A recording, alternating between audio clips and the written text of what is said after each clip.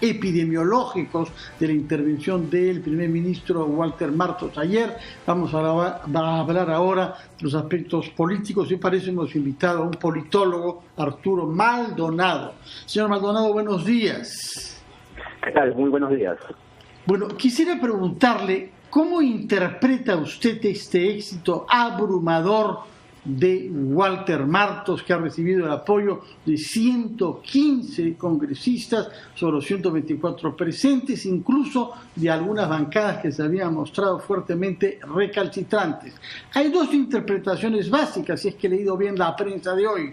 Por una parte, quienes sostienen que la razón ha sido la humildad mostrada por Martos, su insistencia en la unión y su solicitud de que se deje de lado el odio y el resentimiento.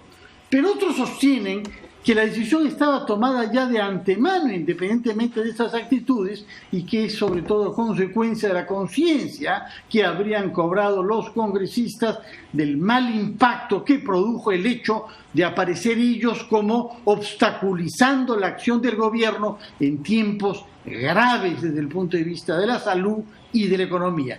¿Cómo se orienta usted en su interpretación del éxito de Walter Martos?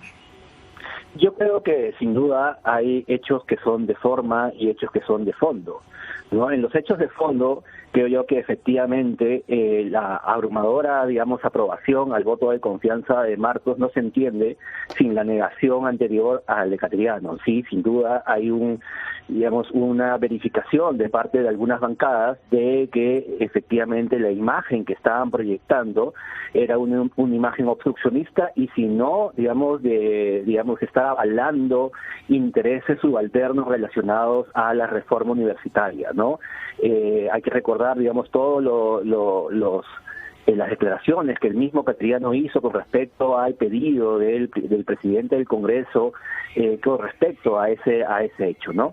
En los aspectos de fondo, creo yo, también hay que notar, digamos, un cambio de énfasis en el discurso de Martos, ¿no? Más enfocado en lo social. No digamos que ha sido un giro, digamos, radical con respecto al discurso de Cateriano. Sí hay unos énfasis mayores, ¿no? Que con respecto a lo social hay por ejemplo, el tema de la minería ha pasado a un segundo plano como motor de la reactivación, ¿no? Hay un énfasis mayor en la lucha contra la pandemia y sobre todo en las medidas, digamos, para tratar de paliar los efectos económicos en las familias peruanas, ¿no?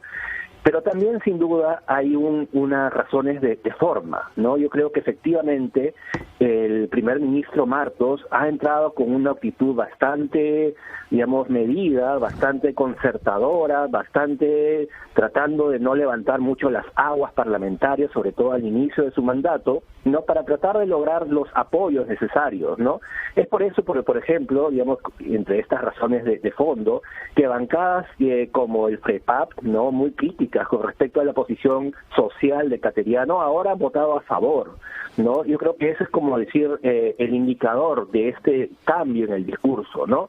Pero sin embargo, no hay bancadas como la del Frente Amplio, que hay que decir también esta votación de Martos no solamente era una prueba para, digamos, la capacidad discursiva y la capacidad de convencimiento del nuevo primer ministro, sino también era una prueba para ver, digamos, cómo iban las bancadas internamente, ¿no? En ese sentido, por ejemplo, ¿no? Se nota, por ejemplo, que Fuerza Popular, ¿no? Que tuvo dos defecciones con respecto a la votación de Cateriano, ahora han votado a favor en unidad.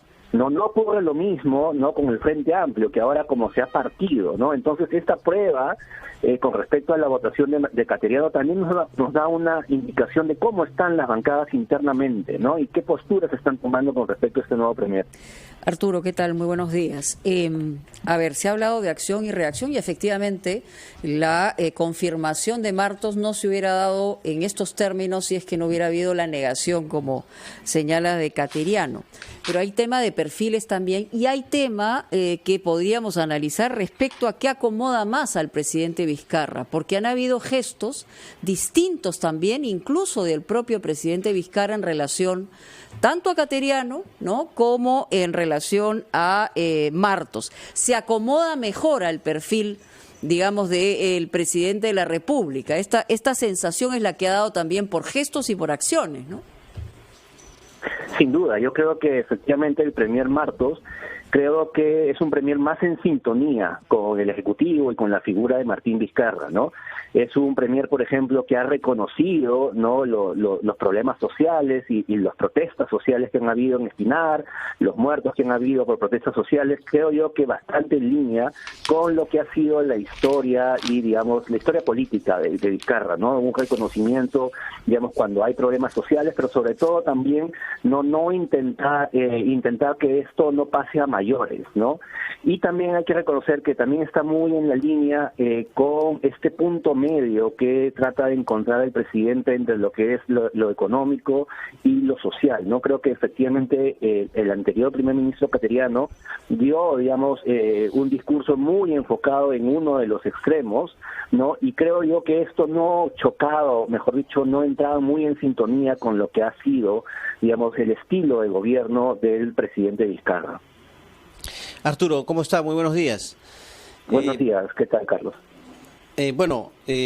Proyectándonos a lo que puede pasar en los próximos días, aparentemente hay una conciliación entre Ejecutivo y Legislativo, pero ¿qué tanto se podría mantener esta, tomando en cuenta que se viene una interpelación a un ministro en un sector clave que es el de Educación y podría darse el de Economía? Ahora, en los discursos, en las intervenciones de los voceros, han habido críticas muy duras a ambos ministros.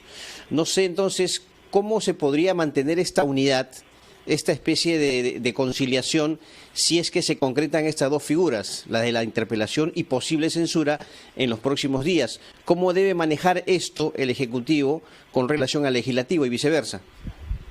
Sí, es una negociación muy fina la que tiene que haber en ambos casos, ¿no? Yo creo que el Ejecutivo para nada tiene que confiar o tiene que sentir que esta abrumadora, digamos, de votación en el voto de confianza de Martos significa un pleno respaldo a las posiciones de Martos y por lo tanto a las posiciones del Ejecutivo.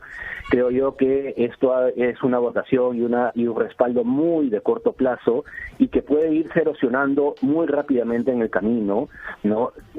Claro, el pedido de interpelación al ministro de Economía es ahora, muy pronto, creo que es mañana, ¿no? Así que por mañana ahí... es educación. Educación. Mañana es educación, sí.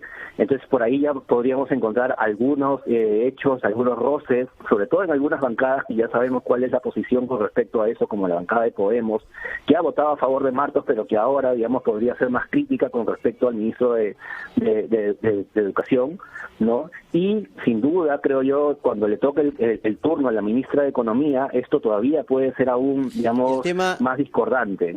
El tema, perdón Arturo, es ¿hasta cuándo puede negociar el Ejecutivo? Porque ayer justamente se hablaba de eso, lo ha dicho hoy día Luis Valdés, primer vicepresidente, en un tema tan controversial que es el tema de la ONP, los fondos de la ONP, que ya ha dicho el Ejecutivo que es inviable. Entonces, eso... ¿qué manera podría afectar esta relación? ¿Hasta cuándo podría soltar el Ejecutivo, como se dice, en esta conversación, en este diálogo?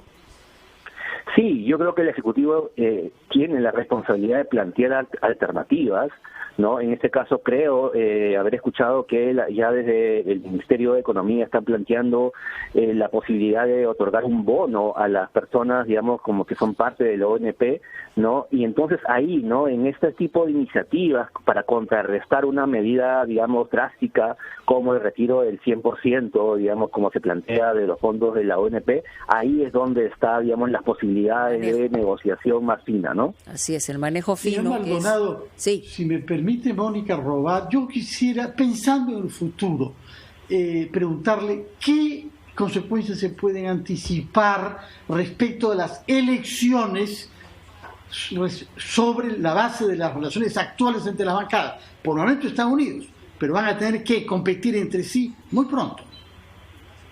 Sí, y sobre todo también tienen que definir las próximas reglas de juego. Todavía está pendiente mucho de las reglas de juego, ¿no? Donde muchas de estas bancadas tienen intereses, ¿no? Entonces sí, ¿no? Es complicado el escenario electoral, ¿no? Es complicado además porque mientras más se acerquen las elecciones, las bancadas y los líderes de las bancadas tienen más incentivos para colocarse en una posición antagónica al Ejecutivo y por lo tanto no tener desde el Congreso una actitud más hostil con respecto al Ejecutivo.